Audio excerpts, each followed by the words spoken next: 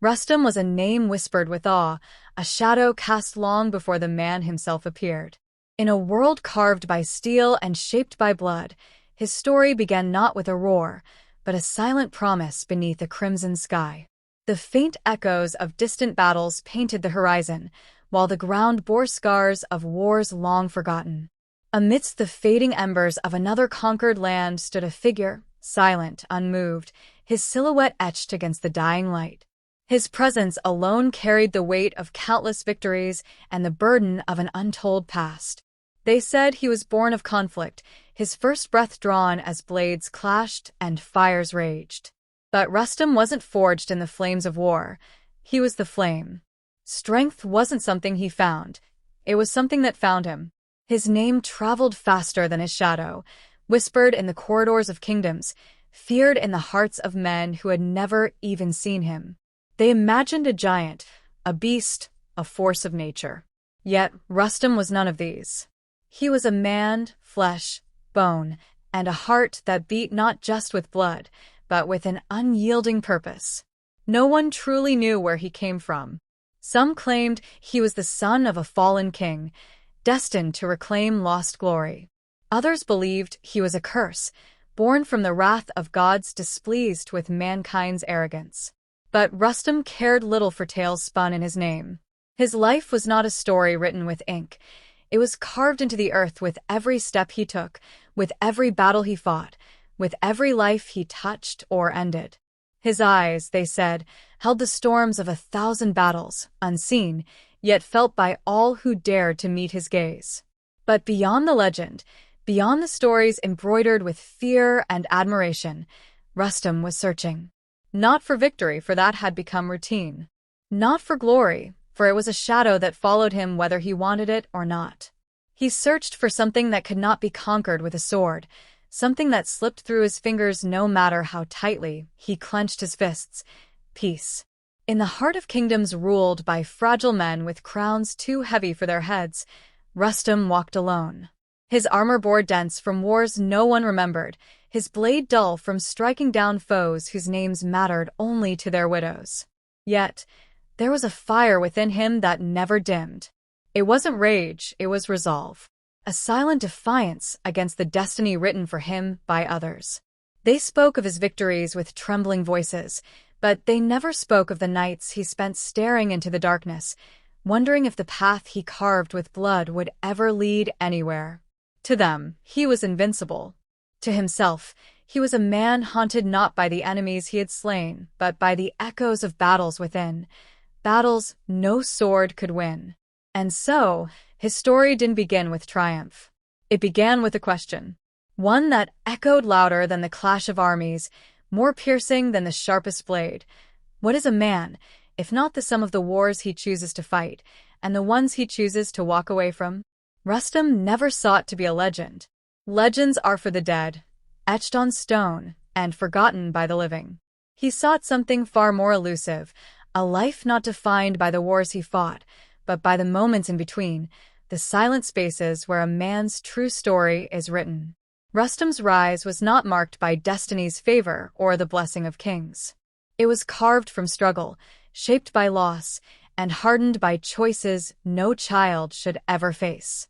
Before the world knew his name, he was just a boy in the shadow of crumbling walls, a face lost among the forgotten. His village was a place the maps ignored, swallowed by the vastness of empires. But the fire within him needed no recognition. It was lit the day everything he knew turned to ash. The invasion came without warning, swift and merciless. Flames devoured homes, screams echoed through narrow paths, and the sky itself seemed to bleed. Rustam watched as the world he called home collapsed under the weight of swords and greed. His father fought, not for glory, not for victory, but for survival, wielding nothing more than the desperation of a man with everything to lose. He fell before Rustam's eyes, his final lesson unspoken yet carved deep into his son's heart. Strength is not given, it is taken. Orphaned and broken, Rustam didn't cry. He didn't beg.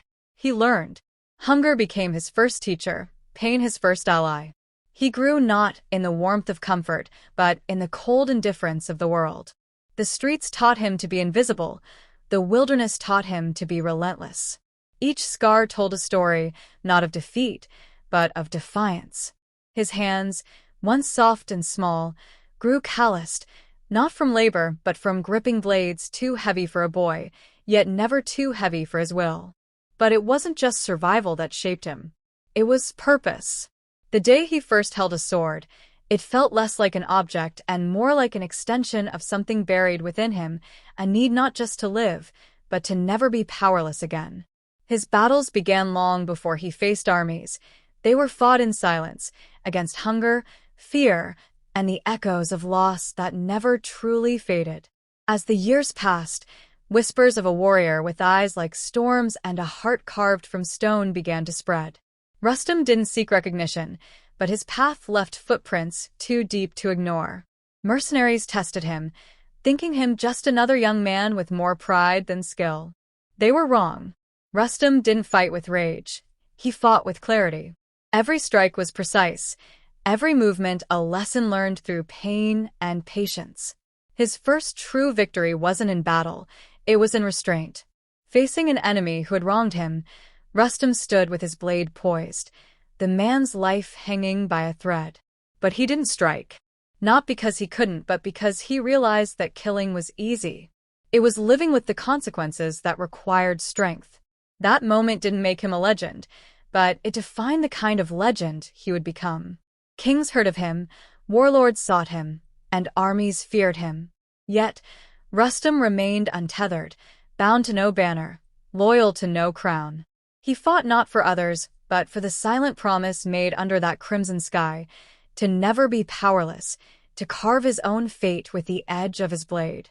But even as victories piled at his feet, there was an emptiness they couldn't fill. The roar of crowds faded quickly. The weight of his sword never did. Rustam rose not because he was destined to, but because he refused to stay on his knees. And with every battle, he wasn't just fighting enemies. He was fighting the boy who once stood powerless, determined to never see that reflection again. Power changes a man, but it reveals him first.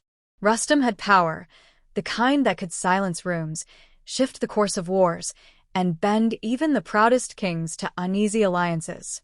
But with power came shadows, not cast by the sun but by choices, regrets, and the haunting weight of every life taken. Victory after victory, his name grew louder, but inside, there was only quiet, an emptiness that no conquest could fill. The roar of battle faded quickly, leaving echoes he could never escape. Rustam's reputation became a double-edged sword.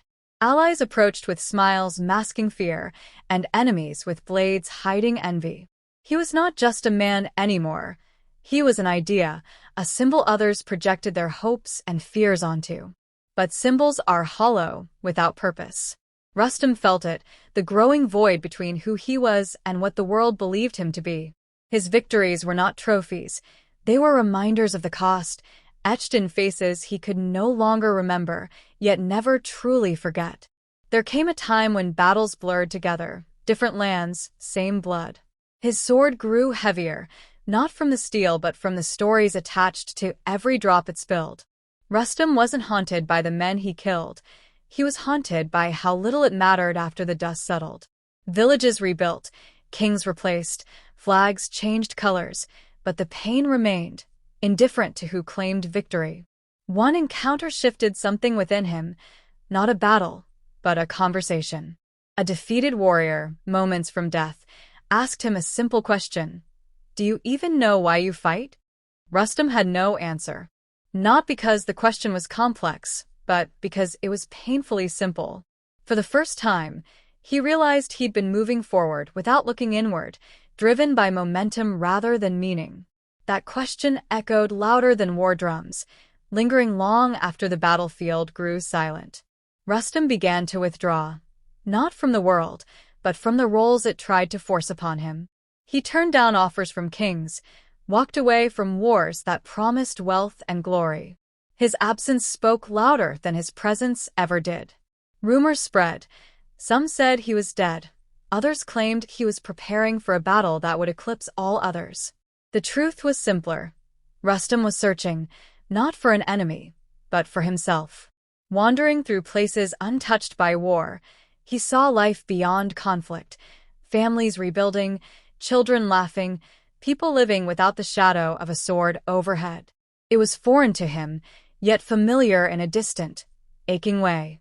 For the first time, Rustam felt something stronger than the thrill of victory: envy. Not of power, but of peace.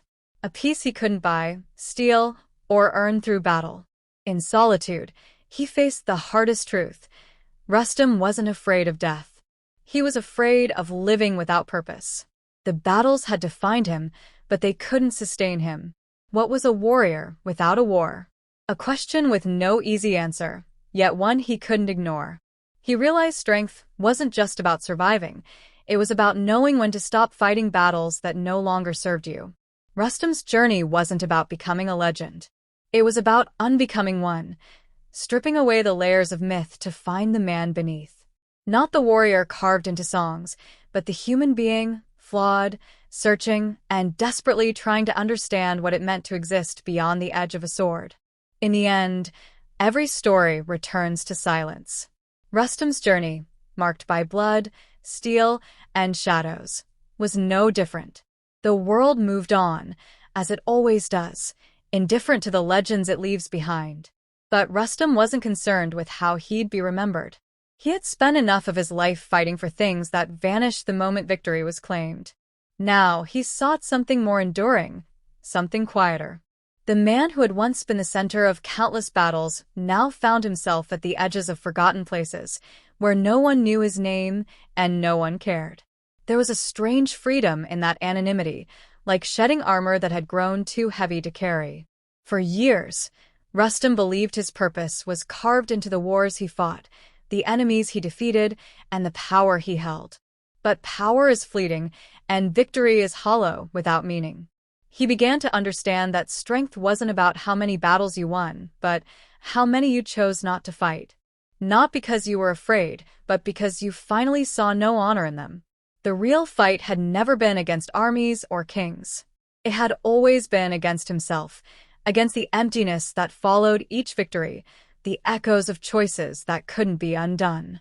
In the quiet, away from the noise of war, Rustam found fragments of peace in the smallest things. A sunrise untouched by the shadow of a sword. The simple laughter of strangers who didn't flinch at his presence. For a man who had been defined by conflict, these moments felt unfamiliar, almost fragile. But they were real in a way that no victory had ever been. He realized that his story was never about becoming a legend. It was about what came after. The space where no songs are sung, where the weight of a sword is replaced by the weight of reflection. Rustam didn't regret the battles. Regret wasn't in his nature. But he did wonder how many of them had truly mattered. How many lives had been changed for the better because of his strength, and how many had been shattered because of it. As time passed, the legend of Rustam faded. Stories twisted, details lost, until he became more myth than man. But Rustam didn't need the world to remember him. What mattered was that he had finally remembered himself, not the warrior, but the boy who once stood beneath a crimson sky, full of questions no sword could answer. In the final chapter of his life, Rustam understood that peace isn't something you find. It's something you create, moment by moment, choice by choice. It doesn't come with victory. It comes with acceptance. Acceptance of who you are, what you've done, and the spaces in between, the silent places where true strength lives. Rustam's story didn't end with a battle. It ended with a man who had nothing left to prove, standing not as a warrior, but simply as himself. And that was enough.